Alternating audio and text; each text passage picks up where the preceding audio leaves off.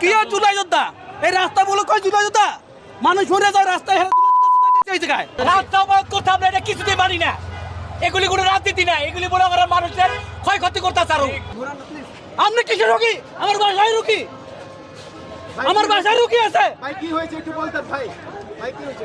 আমি অফিস থেকে গাড়ি লয়ে আইছি, আমি লোকজন নামাই দিছি রাস্তায়, আমার বাসায় লোকজন অসুস্থ থেকে আমি গাড়ি লয়ে দিতে যাবো, আইসা থেকে এই জায়গায় অসুস্থ, তাহলে আমার বাসার লোক কি হবে এই জায়গায়?